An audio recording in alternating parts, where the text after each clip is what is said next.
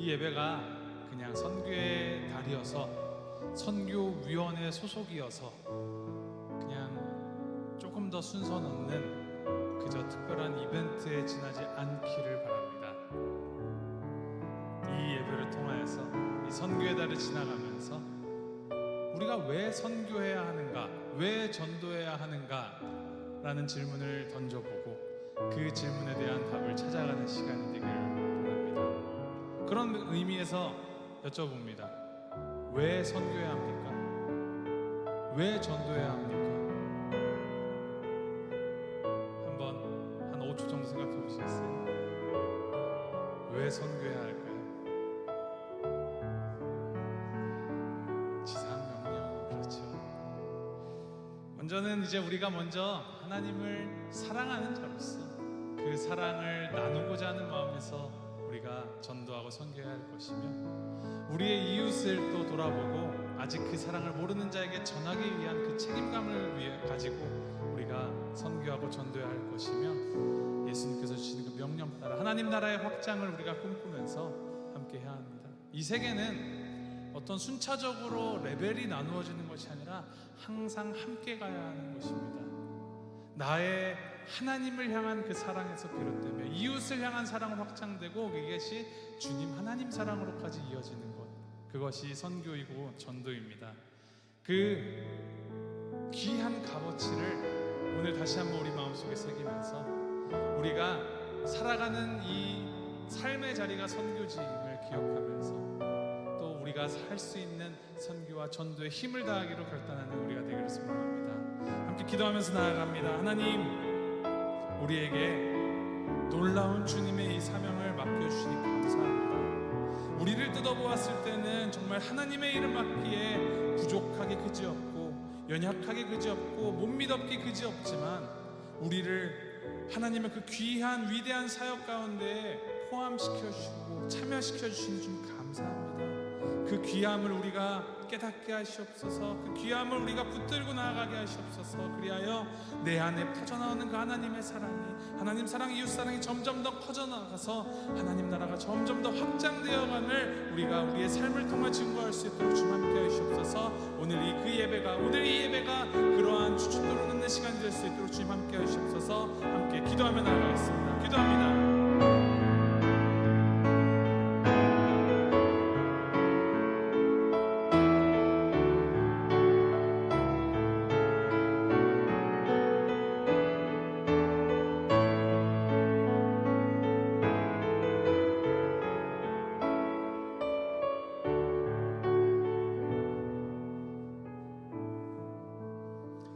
하나님, 우리를 먼저 사랑해 주셔서 우리를 위하여서 하늘 영광 버리고 이 땅으로 선교하러 오신 하나님의 그 선교하심을 우리가 모티브로 삼고 우리 또한 선교하는 자들로 나아가기를 소망하는 마음으로 섭니다.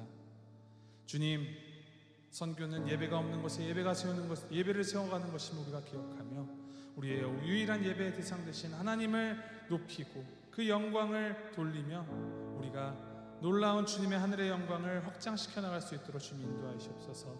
오늘 이 예배를 통하여서 우리 마음 가운데 하나님의 살아계심을 다시 한번 확증하게 하시고 하나님의 그 사랑이 더욱더 넘쳐나는 이 시간 될 수 있도록 함께하여 주시옵소서. 감사드리며 예수님의 이름으로 기도합니다. 아멘. 우리 주님 사랑하는 마음으로 선교해야 한다고 했죠. 우리 난 예수가 좋다오 함께 고백하며 나아갑니다.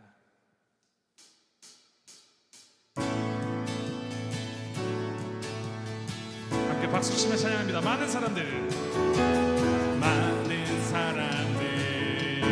참된 진리를 모른 채 주님 곁을 떠나갔지만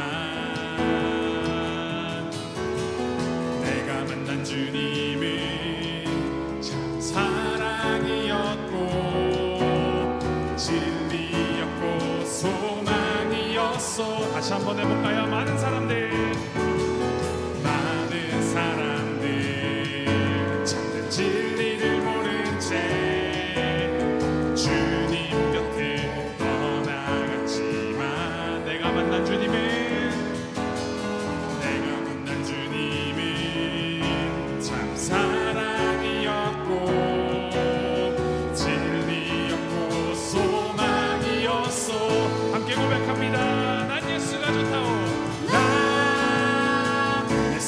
좋다오 나 예수가 좋다오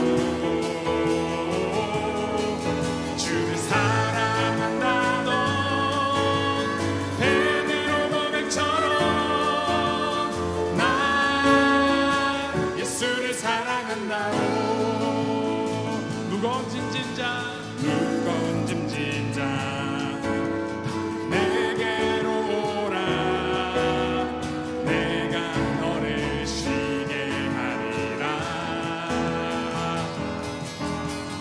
이 일만이 생명의 길 참 복된 일이라 항상 내게 들려주셨소 난 예수가 예수가 좋다오 나 예수가 좋다오 주를 사랑한다 넌 베드로 고백처럼 나 예수를 사랑한다오 형제라며 그대가만이 참된 행복을 찾거든 예수님을 만나보세요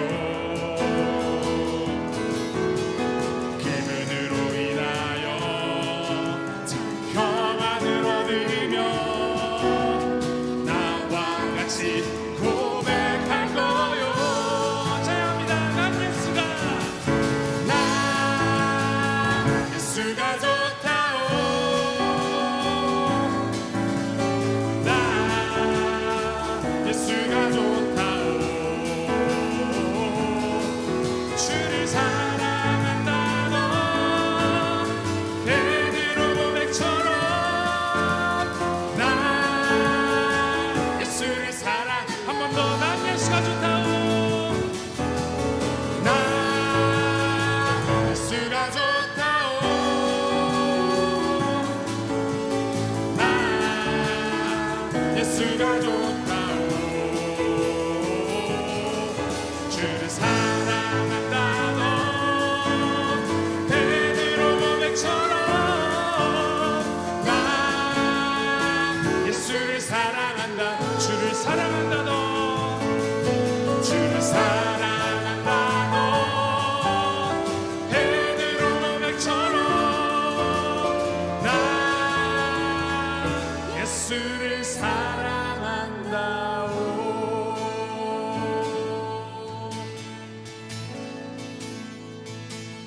우리 보좌 앞에 모였네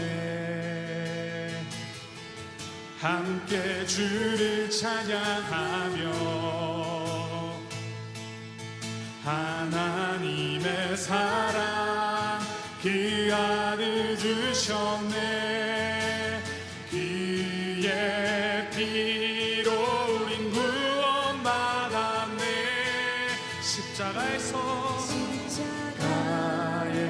쏟으신 그 사랑 강같이 온 땅에 흘러 각 나라와 족속 백성 방언에서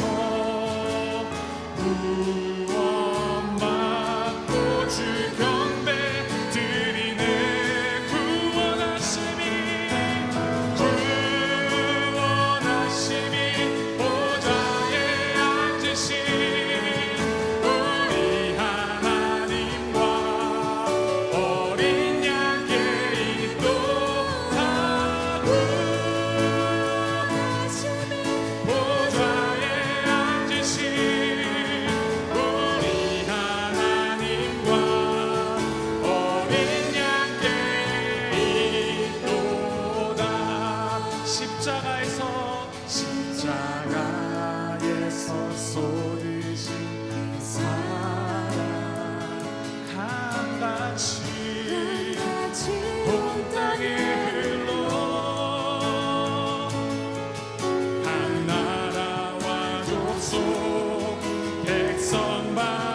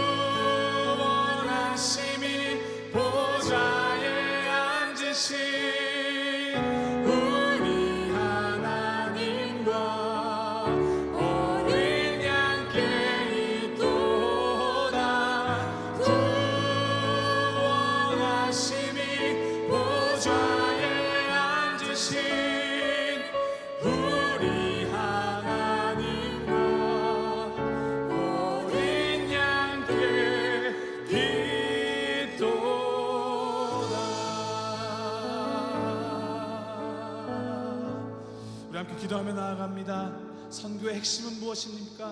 구원하심이 보좌에 앉으신 우리 하나님과 어린 양께 있도다, 이것을 심어내는 것입니다. 우리 교회가 얼마나 많은 것을 하는지 드러내는 것, 그것 부차적인 문제입니다. 우리 함께 기도하실 때, 하나님, 주님의 그 복음이, 우리가 아직 복음에 갈급해하는 자들, 생명에 목말라 하는 자들에게 우리가 잘 전달할 수 있도록 예수 그리스도의 그 보혈을 우리가 곡해 없이 왜곡 없이 잘 드러낼 수 있고 잘 전파해낼 수 있도록 우리에게 지혜를 더하시고 힘을 더하시옵소서. 그리하여 하나님이 기뻐하시는 선교하는 우리가 될 수 있도록 주님 인도하시고 함께 하시옵소서. 오늘 예배를 통하여서 그거 주춧돌을 확실하게 세워질 수 있도록 주님 붙들어 주시고 함께 하시옵소서. 우리 함께 각자 입술로 기도하며 나아갑니다. 함께 기도합니다.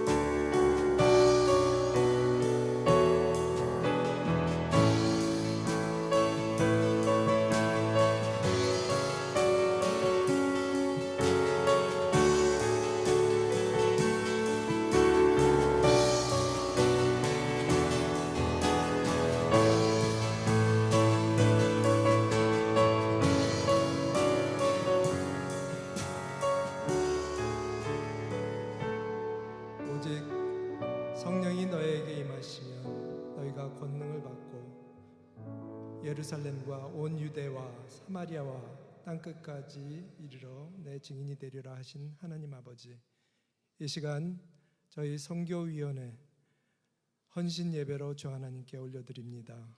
이 시간 이곳에 함께하여 주시고 저희들의 헌신을 받아주시고 저희들에게 주 하나님의 귀한 성령을 허락하여 주시옵소서.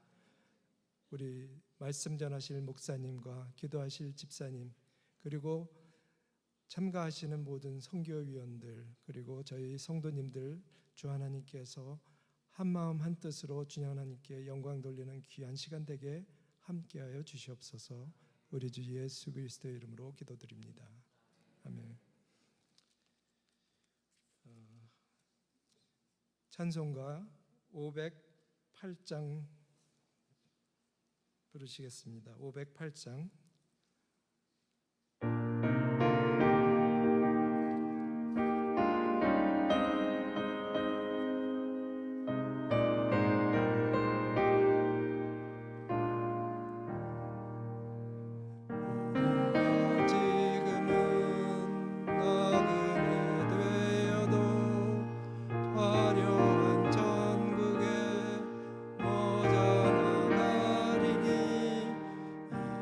세상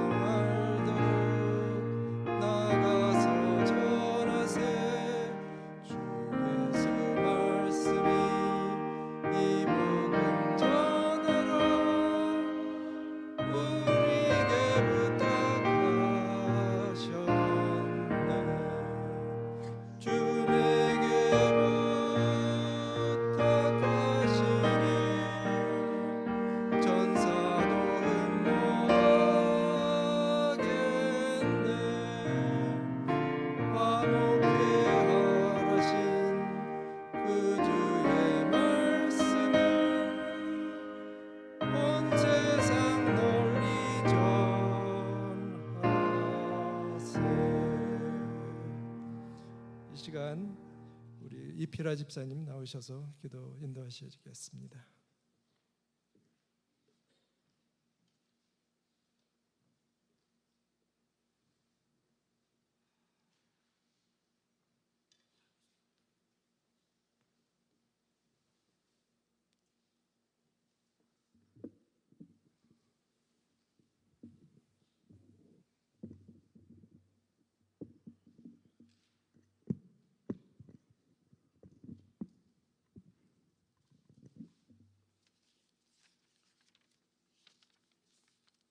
다 같이 기도하겠습니다.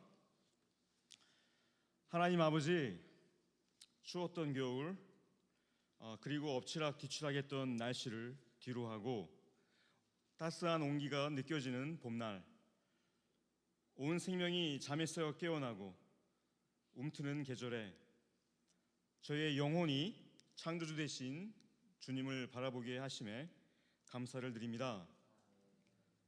한때는 외인이었고 주님의 말씀에 불순종하는 이방인이었지만 예수님을 그리스도로 믿게 하여 주시고 자녀 삼아 주시어 죽음의 절망과 패배주의에서 부활의 기쁨과 주님께서 약속하신 승리의 확신 가운데 믿음의 발걸음을 내딛게 하심에 감사를 드립니다. 무엇보다도 하나님 아버지, 독생자 예수 그리스도를 이 땅에 보내주시어서 저희의 연약함을 채울하여 주시고 저희 속박에서 참 자유와 평화를 허락해 주셨음은 하나님의 놀라운 은혜입니다. 예수 그리스도께서 인간의 유한함 가운데 하나님의 무한함과 넉넉함을 친히 보여주시어 경험케 하시고 진정 인류 역사상 첫 선교사로서의 본이 되어 주심에 찬양과 경배를 올려드립니다. 저희 볼티모어 교회는 지난 반세기의 시간을 통해 천년이 하루와 같고 하루가 천년과 같은 인생임을 고백합니다. 수많은 민족과 열방, 언어가 있는 공존하는 메릴랜드 중대서양의 특별한 시공간 가운데 저희 교회를 세워주셨음은 그들을 향한 하나님 아버지의 특별한 구원의 계획이 있음을 믿습니다. 이민사회의 고된 나그네 인생이지만 주님의 사명인 복음의 빚진 자로 부르셨기에 저희의 삶의 시작이요 마침 되신 예수 그리스도가 애나폴리스에서 볼티모어 그리고 워싱턴 DC를 지나 편만히 드러나고 포토맥 리버를 따라 유유히 흘러가길 바라봅니다. 인종을 뛰어넘어 하나님의 형상대로 지음받은 영혼들에게 종의 신분에서 자유케 하셨음을 기억합니다. 이제는 인본주의적인 생각과 사상이 첨예하게 공존할 수 있는 일상의 의사결정과 삶의 연속 가운데에서 참 자유와 생명의 시작이며 완성되신 예수 그리스도를 위하여 예수 그리스도의 종이며 친구로 쓰임받기를 소망합니다. 한 영혼을 품고 주님께로 인도하는데 저희들은 연약하고 부족합니다. 하지만 하나님은 생명의 주관자 되시기에 때로는 해산하는 고통 가운데에서도 인내할 수 있게 하시며 사람을 낚는 어부로 부르신 그 제자의 삶 가운데에서도 기다림으로 값비싼 대가를 치르게 하실 때 기쁨으로 연단되며 예수님을 닮게 하옵소서. 각 개인의 경건의 생활이 틀이 잡히고 주님만이 주실 수 있는 성령 충만함이 한 영혼을, 한 가정을, 한 민족을 주님께로 돌아오게 하는데 오늘의 사도행전으로 쓰여지고 증거되게 하옵소서. 저희 교회에서 후원하는 선교지 곳곳에서 하나의 밀알이 썩어져 복음의 진리가 뿌리 깊게 박히고 귀한 사랑의 열매들을 맺어 그 현지의 영혼들을 통해 주님의 다시 오심이 준비되길 고대합니다. 약속하신 땅 끝까지 청지기의 역할을 감당하게 하옵소서. 할렐루야, 마라나타 주여 오시옵소서. 예수님의 이름으로 기도합니다. 아멘.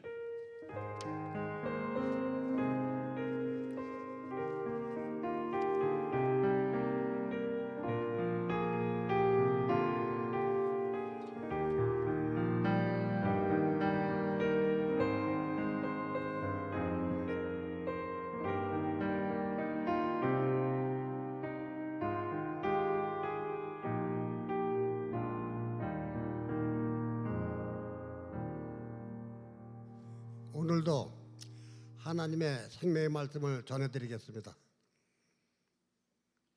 베드로전서 2장 9절과 10절입니다. 베드로전서 2장 9절과 10절. 그러나 너희는 택하신 족속이요 왕같은 제사장들이요 거룩한 나라요 그의 소유가 된 백성이니 이는 너희를 어두운 데서 불러내어 그의 기이한 빛에 들어가게 하신 이의 아름다운 덕을 선포하게 하려 하심이라. 너희는 전에는 백성이 아니었더니 이제는 하나님의 백성이요 전에는 궁유를 얻지 못하였더니 이제는 궁유를 얻은 자니라. 아멘. 감사합니다.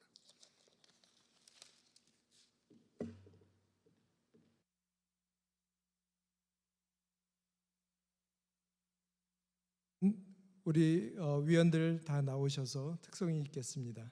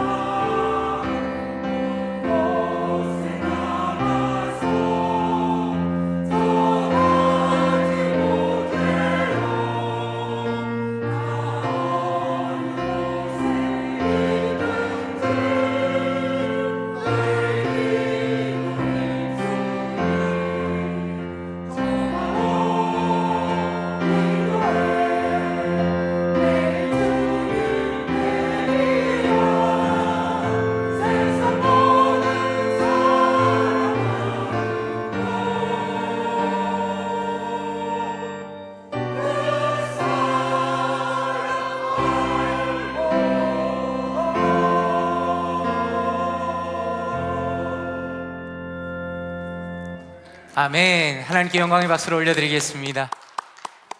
참 감사합니다. 너무 귀한 찬양 참 감사드립니다. 구인숙 권사님께서 지휘를 하셔서 그런지 더 잘하시는 것 같습니다. 참 감사합니다.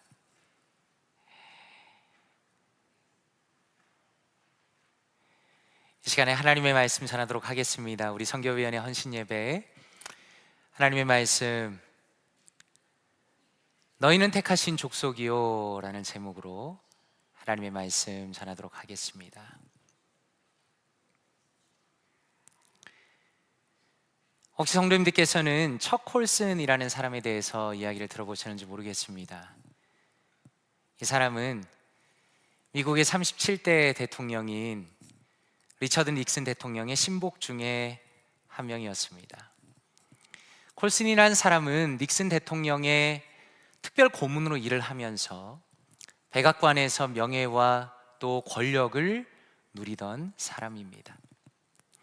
그런데 이 사람이 얼마나 닉슨 대통령에게 충성을 다했는지 대통령을 위해서라면 불법적인 일도 서슴지 않았습니다. 닉슨을 반대하는 사람들의 명단을 만들고 그 사람들을 특별히 관리를 했습니다. 그래서 심지어 사람들은 말하기를, 이 사람은 닉슨 대통령의 재선을 위해서라면 친할머니도 밟고 지나갈 것이다 라고 말할 정도로 대통령에게 충성을 다한 사람이었습니다. 더 나아가서 이 사람은 너무나 큰 불법을 저질렀습니다. 민주당 사무실에서 선거 정보를 몰래 빼내는 워터게이트 사건을 계획하게 된 겁니다. 그리고 이 사건이 세상에 드러나게 됩니다. 결국에는 척 콜슨은 유죄 판결을 받았습니다. 그리고 교도소에 나중에 수감이 됩니다. 세상의 권력의 정점에 있었던 사람이 가장 밑바닥으로 추락을 하게 되었다는 겁니다. 그런데 참 놀라운 것은 이렇게 비참하게 추락하는 척 콜슨의 인생 가운데 이미 하나님께서 일하고 계셨다는 겁니다. 워터게이트 사건으로 인해서 완전히 지쳐버린 척 콜슨이 자신의 친구인 토마스 필립의 집에 방문하게 되었습니다. 필립은 자신이 예수님을 믿게 된 이야기를 친구에게 해주면서 C.S. 루이스가 쓴 순전한 기독교를 그에게 소개해 주었습니다. 콜슨은 순전한 기독교를 읽으면서 하나님을 찾지 않는 교만은 악이다라는 내용을 보고 충격을 받았습니다. 실제로 루이스는 자신의 책에서 이렇게 말합니다. 그렇다면 인간이 빠져있는 공경이란 어떤 것일까요? 스스로 독립적인 위치에 서려고 한 것, 스스로 자기의 주인인 양 행세하려고 한 것입니다. 다시 말해서 타락한 인간은 개선의 필요가 있는 불완전한 피조물이 아니라 손에 든 무기를 내려놓아야 하는 반역자입니다. 무기를 내려놓고 항복하면서 잘못했다고 말하는 것, 그동안 잘못된 길을 걸어왔음을 깨닫고 삶을 처음부터 다시 시작할 준비를 하는 것, 이것이 이 공경에서 빠져나올 수 있는 유일한 길입니다 라고 말하고 있는 겁니다. 대통령의 최측근으로 살아가면서 누구보다 교만했던 콜슨인데 자신이 하나님 앞에서 얼마나 교만하고 악한 사람인가를 깨달은 겁니다. 루이스의 표현을 빌리자면 자신은 마치 자신이 인생의 주인인 것처럼 살았다는 것이고 하나님을 반역한 존재라는 것을 깨달으면서 진정한 회심을 하게 되었습니다. 그래서 심지어 그는 기자들 앞에 이렇게 말합니다. 나는 거듭난 그리스도인이 되었습니다. 이제 저의 인생을 예수 그리스도께 드립니다 라고 공개적으로 선언을 하게 되었습니다. 당연히 사람들은 이러한 회심에 대해서 처음에는 의심을 하였습니다. 비웃었습니다. 그러나 콜슨의 회심은 참으로 진실했습니다. 그래서 이 사람은 감옥에 들어갔다가 나온 이후에 교도소 선교회를 설립을 하였습니다. 콜슨은 죄수들에게 직접 찾아가서 성경 공부와 직업 교육을 시켜주고, 그래서 많은 죄인들이 예수님을 믿고 재활에 성공을 하게 되었습니다. 결론적으로 콜슨의 이러한 유명한 이야기는 한 사람의 정체성의 중요성에 대해서 알려주시는 겁니다. 대통령의 가장 가까운 측근으로서 오직 이 세상의 것을 추구하던 한 사람이 이제는 자신의 교만을 회개하고 예수 그리스도를 믿고 회심하고 오직 예수 그리스도의 종으로 살아가게 되었다는 너무나 아름다운 변화를 보여주는 겁니다. 오늘 우리가 읽은 베드로전서의 맨 앞에 1장 1절과 2절은 이렇게 시작합니다. 예수 그리스도의 사도 베드로는 본도, 갈라디아, 갑바도기아, 아시아와 비두니아에 흩어진 나그네 곧 하나님 아버지의 미리 아심을 따라 성령이 거룩하게 하심으로 순종함과 예수 그리스도의 피 뿌림을 얻기 위하여 택하심을 받은 자들에게 편지하노니 은혜와 평강이 너희에게 더욱 많을지어다 라고 말씀합니다. 지금 베드로 사도가 편지를 쓴 이 시점은 대략 AD 60년에서 65년 사이로 볼 수가 있습니다. 네로 황제가 엄청난 박해를 하기 직전에 쓰여진 것으로 보이고 이미 로마 제국에서는 성도들을 향한 핍박과 불이익이 시작이 되던 시점입니다. 다시 말해서 베드로 사도의 편지는 예수 그리스도를 믿는다는 이유로 로마 제국 안에 살아가면서도 거기에 속한 사람이 아니라 이방인처럼 살 수밖에 없었던 그런 믿음의 사람들에게 보낸 하나님의 말씀이다라는 겁니다. 그런데 베드로 사도는 무엇이라고 성도들에게 말씀하는가? 성도들은 로마 제국 안에서 힘들고 어려운 삶을 살고 있지만 그러나 그럼에도 불구하고 그들은 택하심을 받은 사람들이다라고 말씀하는 겁니다. 하나님께서 그들을 선택하셨고 예수 그리스도를 믿게 하셨고 그들에게 은혜를 베풀어 주셨다라고 말씀하는 겁니다. 비록 눈에는 보이지 않지만 하나님께서 그들을 사랑하시고 보살피시고 돌보신다는 것을 베드로 사도께서는 다시 한번 그들에게 깨닫게 하십니다.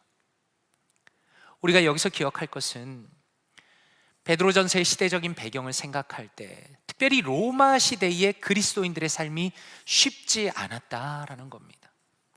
왜냐하면 로마 사회는 명예를 중시하는 사회였습니다. 명예라는 것은 어떤 것인가? 사람들의 인정을 받는 것을 의미하는 겁니다. 다시 말해서 사회에서 사람들로부터 인정을 받는 것이 가장 중요한 사회에서 오히려 사람들로부터 멸시를 받으면서 살아간다는 것은 정말로 견디기 어려운 삶이었다라는 겁니다. 전 이번에 말씀을 묵상하면서 지금 우리가 살아가는 이 시대가 마치 베드로 사도의 편지를 받는 성도들의 시대와 비슷하다라는 생각이 들었습니다. 왜냐하면 지금 우리가 살아가는 시대에도 기독교의 위상이 점점 추락하고 있기 때문입니다. 한마디로 기독교는 사회에서 인정받지 못하고 있고 사람들은 점점 기독교를 신뢰하지 않는다고 말합니다. 물론 기독교 안에 우리의 문제도 있을 수 있겠죠. 그런데 사회 전체가 굉장히 적대적이라고 느끼는 겁니다. 똑같은 문제가 일어난다 하더라도 다른 잣대를 가지고 사람들이 평가를 합니다. 타 종교보다 기독교에 대한 비판이 훨씬 심해 보입니다. 사람들은 더 심하게 비난을 합니다. 그런 면에서 만약에 우리가 세상 사람들이 우리를 어떻게 생각하는가에 만 초점을 맞춘다면 우리의 마음은 당연히 무겁고 힘들 겁니다. 그러나 성경은 무엇이라 말씀하는가? 세상 사람들이 우리를 보기 이전에 하나님께서 우리를 어떻게 부르셨는가를 기억해라 라고 말씀한다는 겁니다. 그래서 베드로전서 2장 9절에 이렇게 말씀합니다. 그러나 너희는 택하신 족속이요 왕같은 제사장들이요 거룩한 나라요 그의 소유가 된 백성이니 이는 너희를 어두운 데서 불러내어 그의 기이한 빛에 들어가게 하신 이의 아름다운 덕을 선포하게 하려 하심이라 라고 말씀합니다. 이 말씀 한 구절 안에 성도가 누구인지, 성도의 삶의 목적이 무엇인지가 너무나 선명하게 드러나 있습니다. 택하심을 받은 하나님의 백성이 여기 있는데 하나님을 세상 가운데 드러내야 한다라고 말씀하는 겁니다. 그런데 우리가 잘 아는 것처럼 사실 성경은 구약과 신약이 아주 견고하게 연결이 되어 있습니다. 그래서 우리가 이 베드로전서 말씀을 잘 보면 출애굽기 19장 5절과 6절 말씀과 연결이 되어 있다는 걸 발견하게 됩니다. 같이 한번 읽어보면 좋겠습니다. 출애굽기 19장 5절과 6절입니다. 시작. 세계가 다 내게 속하였나니 너희가 내 말을 잘 듣고 내 언약을 지키면 너희는 모든 민족 중에서 내 소유가 되겠고 너희가 내게 대하여 제사장 나라가 되며 거룩한 백성이 되리라. 너는 이 말을 이스라엘 자손에게 전할지니라. 아멘. 이 말씀의 배경이 무엇인가? 하나님께서 이스라엘 백성을 출애굽시킨 다음에 모세를 통해서 이스라엘 백성에게 하시는 말씀입니다. 하나님께서 이스라엘 백성을 구원하신 것은 단순히 이집트에서 우리가 나왔다라는 것이 아니라 하나님의 분명한 목적이 있었다라는 겁니다. 그것은 하나님의 사랑을 받고 하나님의 선택을 받은 백성으로서 열방을 하나님께로 인도하는 역할을 이스라엘 백성에게 맡기신 겁니다. 그런데 이어지는 구약의 스토리 안에서 어떤 일이 일어나게 되었습니까? 이스라엘 백성은 하나님의 부르심에 대해서 별로 진지하게 생각하지 않았습니다. 그들은 쉽게 하나님께 불평했습니다. 사실 끝도 없이 원망했습니다. 심지어 시내산 밑에서는 모세가 하나님의 말씀을 받는 동안에 그 아래에서는 황금 송아지 우상까지 만들어서 이것이 바로 우리를 인도한 신이다라고 예배를 하는 어처구니 없는 모습까지 보이게 됩니다. 그리고 결정적으로 그들이 가나안 땅에 들어가서는 어떠했습니까? 하나님의 백성으로서 하나님만 섬기는 자들로 살아가는 것이 아니라 가나안의 악하고 음란한 문화 속으로 완전히 동화가 되어버렸습니다. 다시 말해서 그들이 하나님의 백성인지 아니면 가나안 땅의 사람들인지 알 수가 없게 되어버렸다라는 겁니다. 바로 이 부분에서 사사기 2장 11절과 12절에 이렇게 말씀합니다. 이스라엘 자손이 여호와의 목전에 악을 행하여 바알들을 섬기며 애굽 땅에서 그들을 인도하여 내신 그들의 조상들의 하나님 여호와를 버리고 다른 신들 곧 그들의 주위에 있는 백성의 신들을 따라 그들에게 절하여 여호와를 진노하시게 하였으되 라고 말씀하는 겁니다. 결국에는 구약의 이스라엘의 전체 역사가 보여주는 것은 무엇인가? 이스라엘 백성들이 하나님의 선택과 부르심에 대해서 제대로 반응하지 못했다는 겁니다. 결국에는 이스라엘 민족은 그 정체성을 거의 잃어버리는 형국이 되었다는 것을 성경은 우리에게 보여주십니다. 그런 맥락에서 오늘 베드로전서 2장 9절 말씀은 정말 중요한 말씀입니다. 같이 다시 한번 읽어보겠습니다. 시작.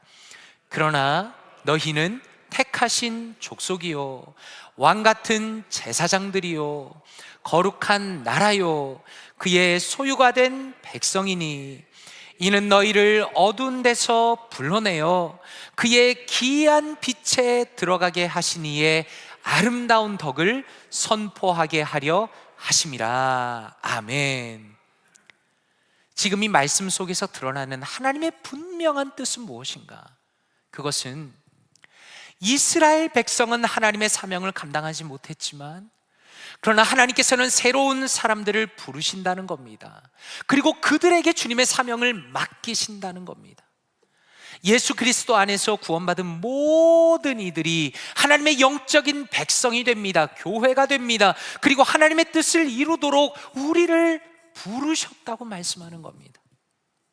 그래서 구약에서부터 신약까지 흐름에서 보여주시는 것은 하나님의 뜻은 변한 것이 없습니다. 하나님께서는 단 한 가지의 목적을 가지고 계십니다. 하나님의 백성을 통해서 세상 속에 하나님의 아름다운 덕을 선포하고 예수 그리스도의 사랑과 은혜를 보여주는 것, 그것이 바로 교회의 진정한 목적이라는 겁니다. 그리고 바로 이것이야말로 선교가 가지고 있는 진정한 의미다라는 겁니다. 우리가 선교라고 생각하면 주로 어떻게 생각합니까?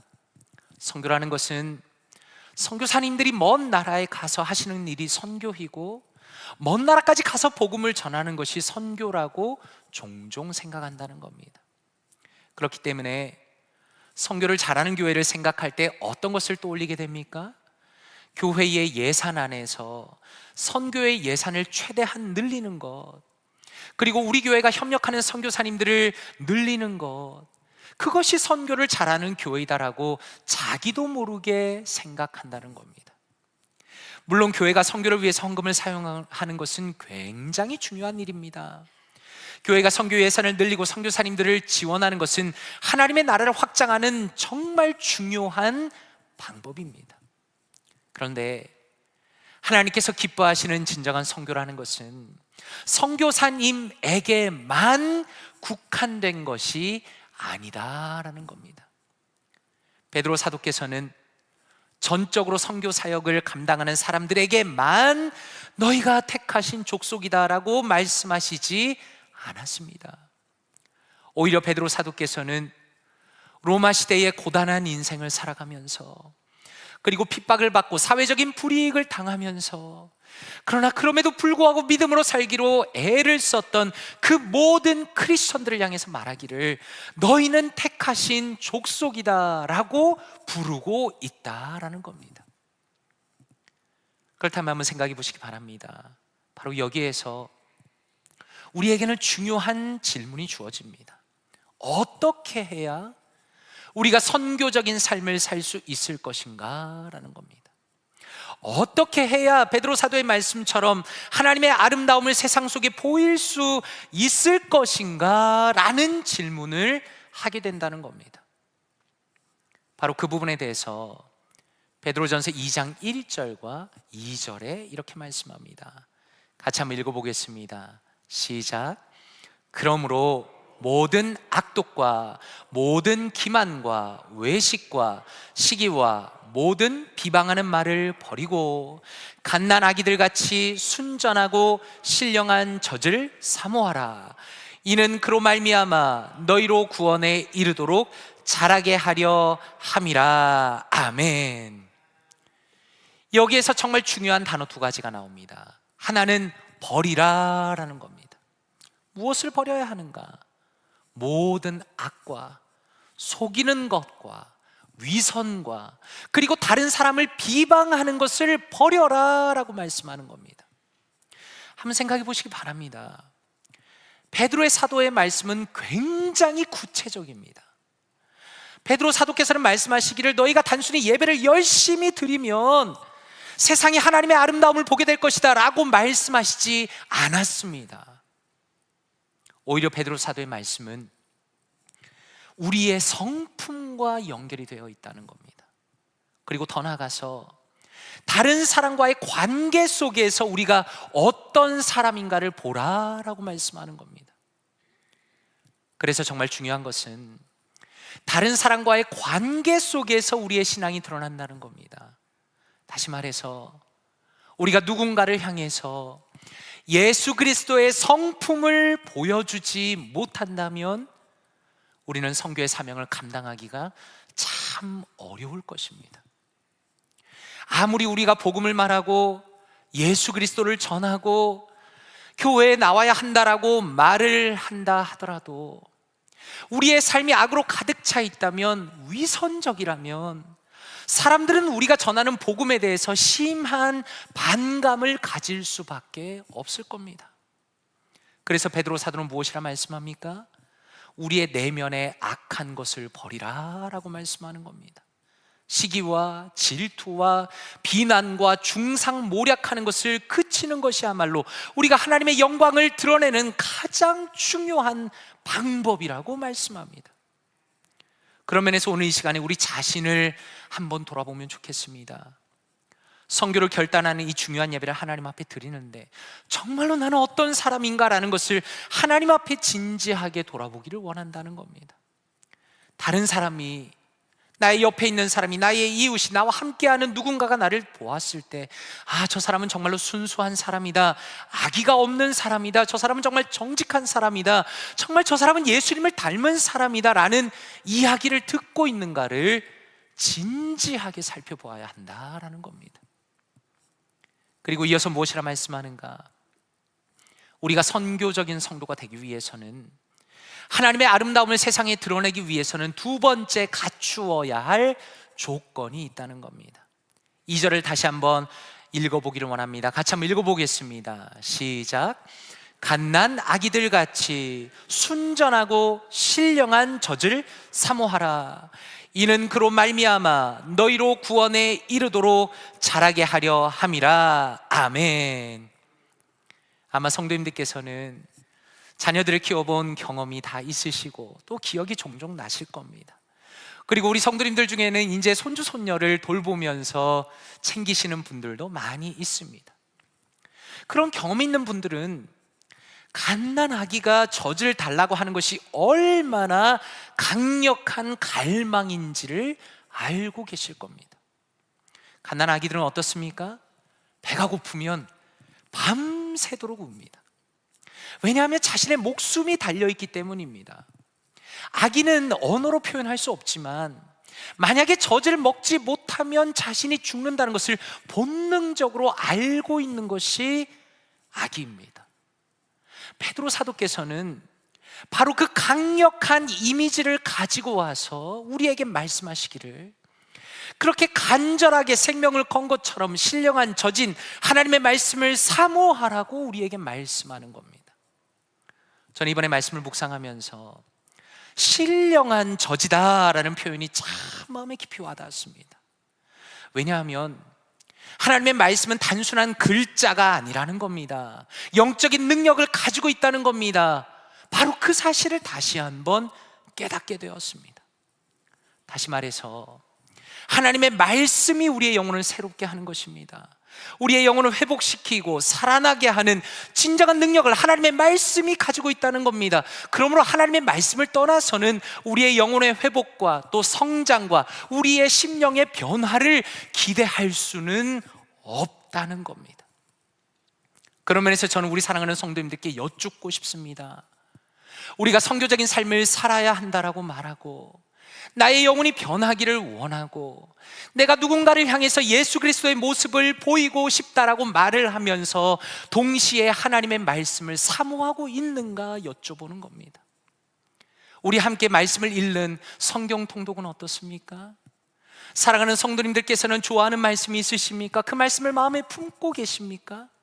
하나님의 말씀이 단순히 글자가 아니라 내 영혼을 변화시키시는 신령한 젖이라는 것을 인정하고 있는가?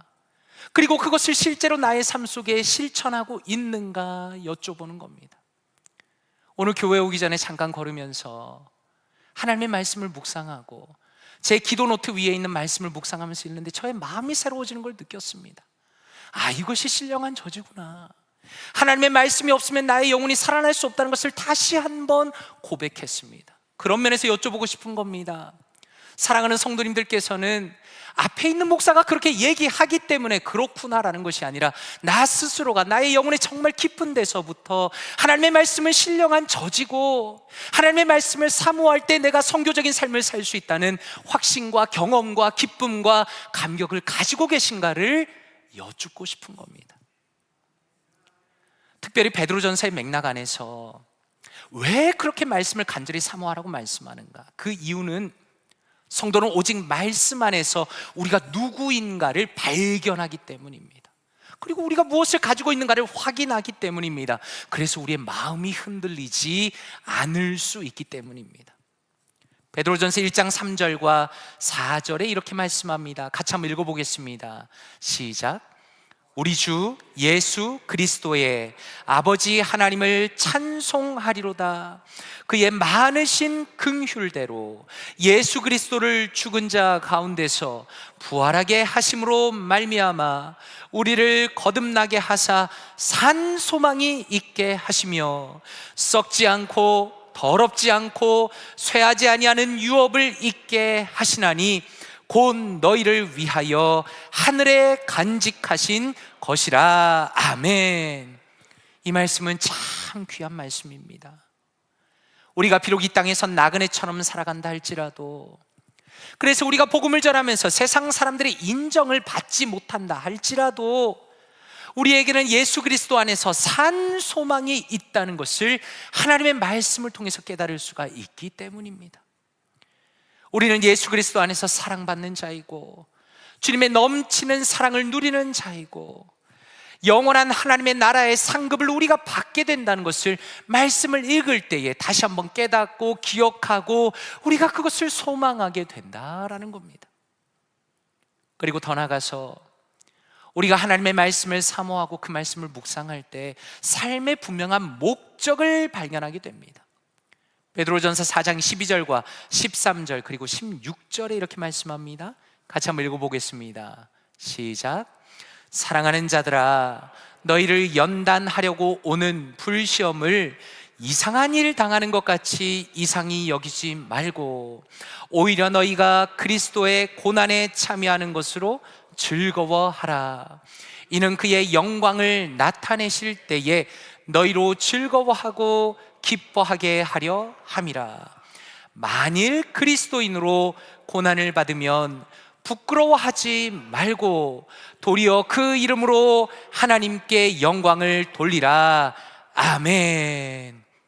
이 말씀의 핵심이 무엇입니까? 이 말씀이 무엇을 우리에게 요구하는 겁니까? 그것은 우리가 우리의 인생을 살아갈 때에 철저하게 예수 그리스도 중심으로 살아가라라고 말씀을 하는 겁니다. 예수님 때문에 즐거워하고 예수님 때문에 고난을 감당하라라는 겁니다. 설교 소도에 말씀드린 찰스 콜슨은 어땠습니까? 처음에 그는 세상의 사람으로 살았습니다. 그는 대통령의 사람으로 살았습니다.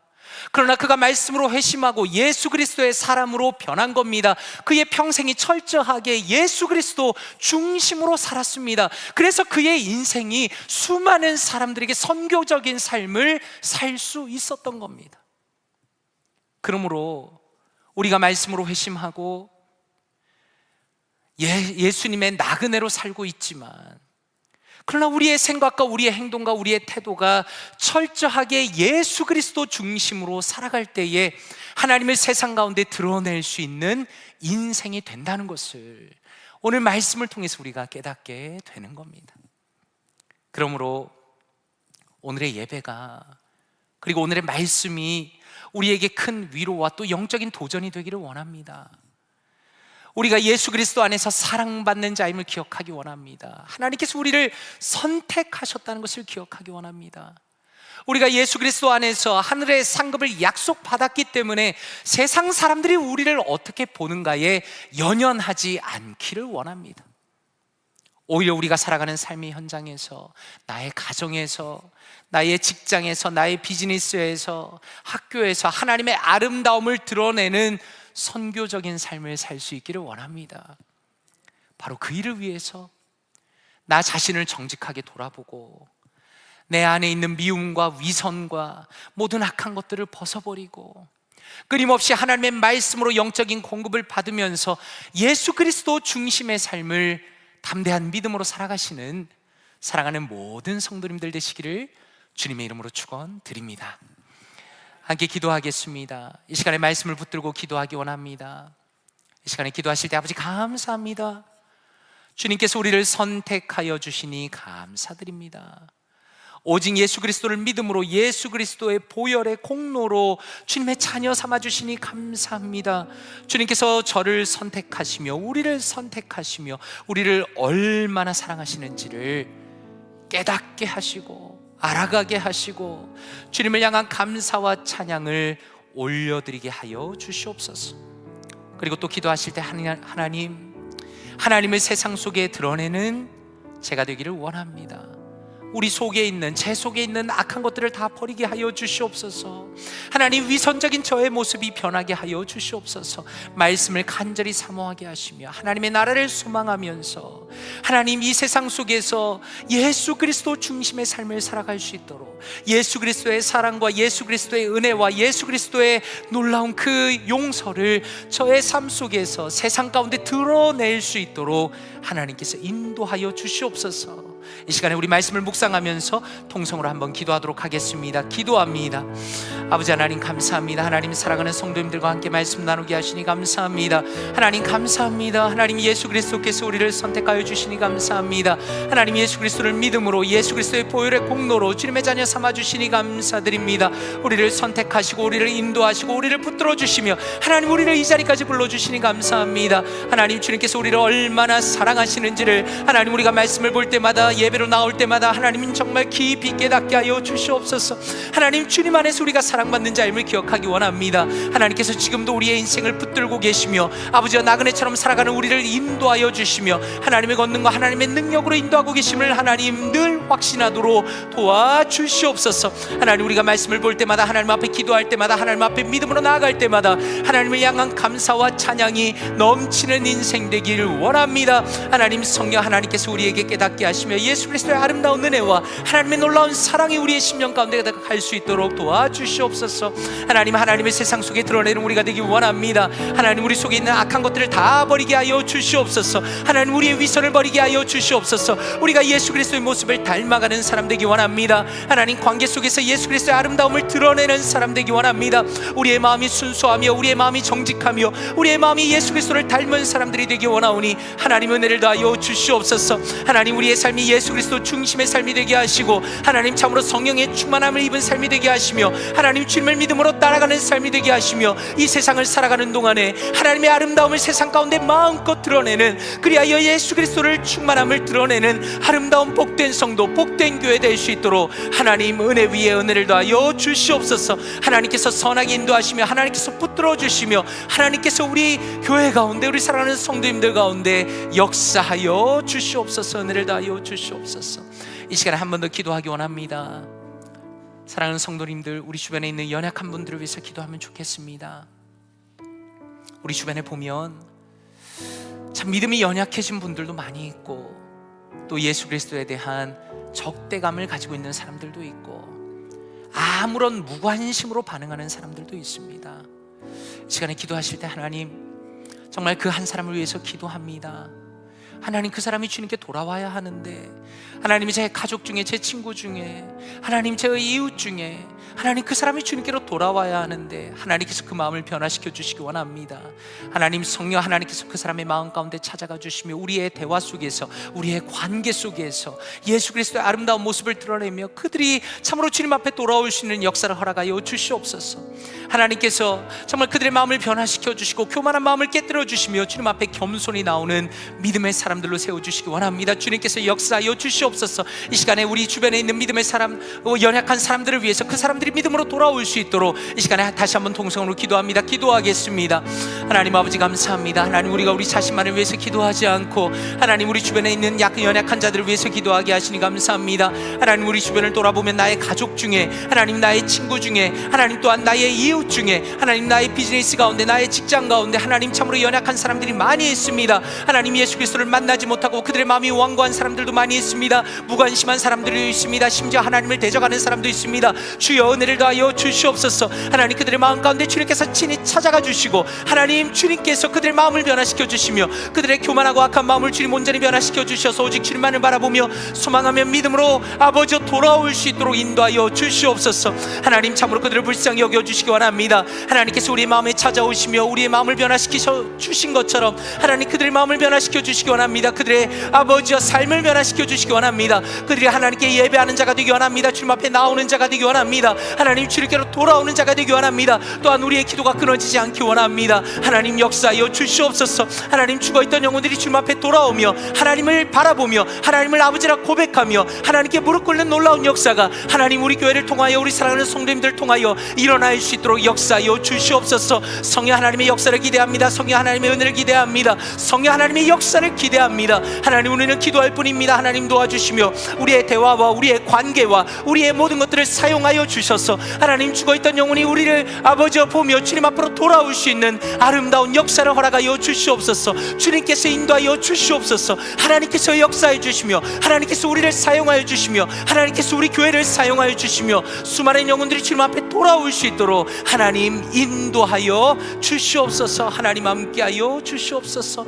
역사하여 주시옵소서. 은혜를 더하여 주시옵소서. 사랑과 은혜가 풍성하신 아버지 하나님 감사드립니다. 하나님께서 우리를 선택하여 주시고 긍휼을 베풀어 주심으로 우리가 주님 앞에 나와 예수 그리스도를 나의 주님이라 고백하며 정말 주님 앞에 나와 예배하며 기도하며 주의 말씀을 붙들 수 있는 이 놀라운 은혜와 특권을 허락하시니 감사드립니다. 하나님, 특별히 이 귀한 선교위원회 헌신 예배를 통하여서 주님께서 우리를 세상 속으로 보내시며 예수 그리스도의 아름다움을 드러내는 사람으로 보내셨다는 것을 다시 한번 깨닫게 하시니 감사드립니다. 하나님, 우리가 우리 마음속에 있는 위선과 악한 것들과 참으로 다른 사람들과의 관계 속에서 사람들을 힘들게 했던 모든 것들을 다 회개하며 벗어버릴 수 있도록 은혜를 더하여 주시옵소서. 하나님, 저와 우리 사랑하는 성도님들, 여기 계신 모든 분들이 예수 그리스도를 닮은 사람들이 되길 원합니다. 세상 가운데 예수 그리스도를 보여주는 사람이 되기를 원합니다. 그래야 우리를 통하여, 우리의 입술을 통하여, 우리의 삶을 통하여 참으로 잃어버렸던 영혼들이 우리의 정말 주님께로 돌아오는 아름다운 역사가 일어날 수 있도록 은혜를 더하여 주시옵소서. 하나님, 우리의 삶이 예수 그리스도를 드러내기 원합니다. 때로는 우리의 삶이 너무나 고단하고 힘들고 세상 속에서 핍박받는 어려운 삶을 산다 할지라도 우리의 마음이 낙심하지 않도록 도와주시고 우리에게 주신 하나님의 나라, 그 영원한 상급을 바라보며 믿음으로 담대하게 하루하루 살아갈 수 있도록 인도하여 주시옵소서.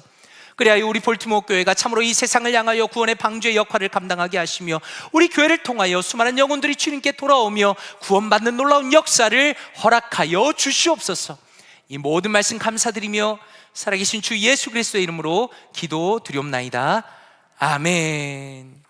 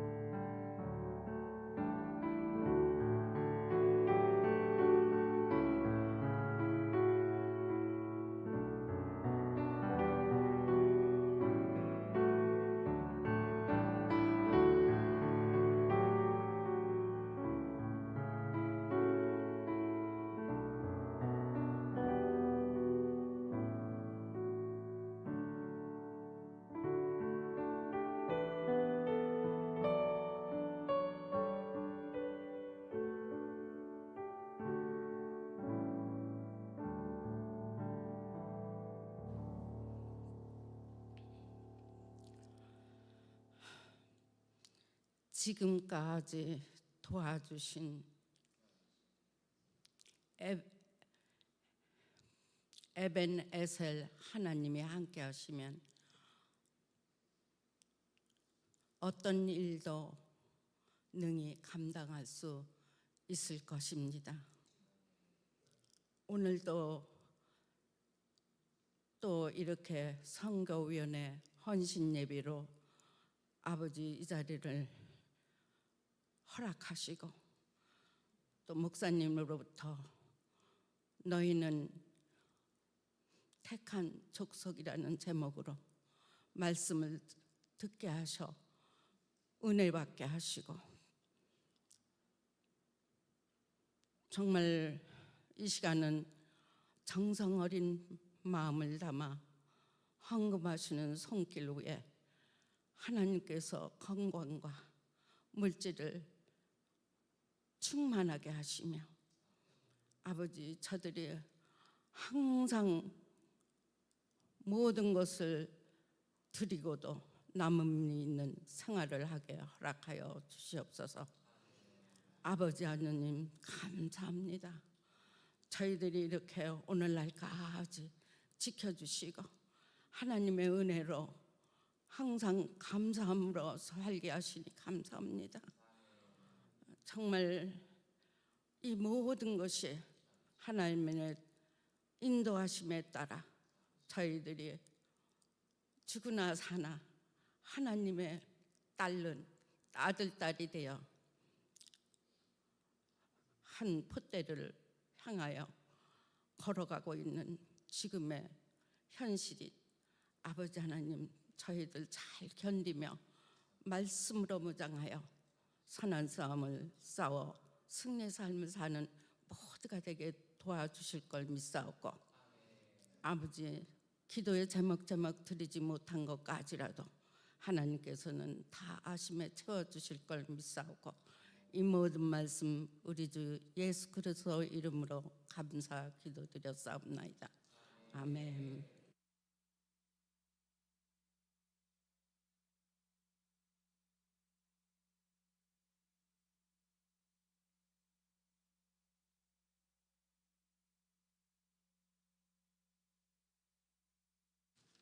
광고 드리겠습니다.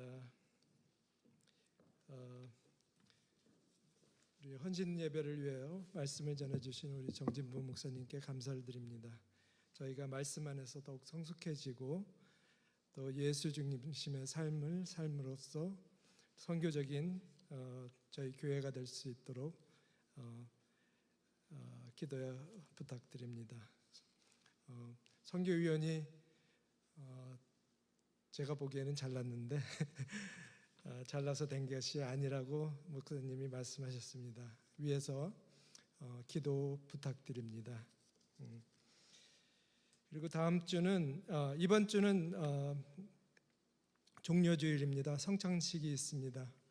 기도로 준비해 주시고요. 부활절 위해서 기도해 주시기 바랍니다. 그리고 지금 들어지는 헌금은 우리 지역 하이티 교회의 The New Generation Church of Nazarene이라는 교회에 간판 건립하는 데 후원으로 사용됩니다. 그리고 우리 예배 후에 친교실 다화가 있습니다. 들어올 때 너무 냄새도 좋고 권사님들, 집사님들 너무 수고 많이 하셨습니다. 좋은 교제가 되기를 바랍니다. 그리고 우리 찬양 후에 우리 목사님 축도가 있겠습니다. 445장 태산을 넘어 험곡에 가도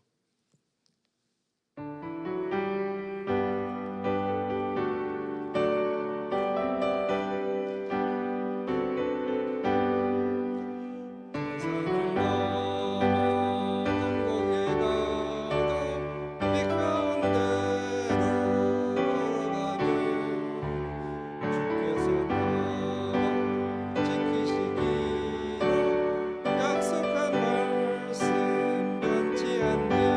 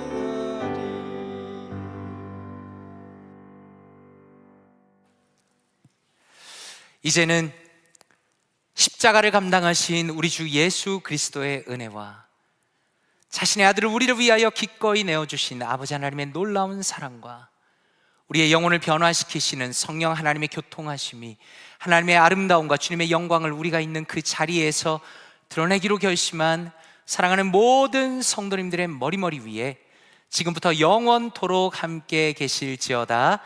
아멘.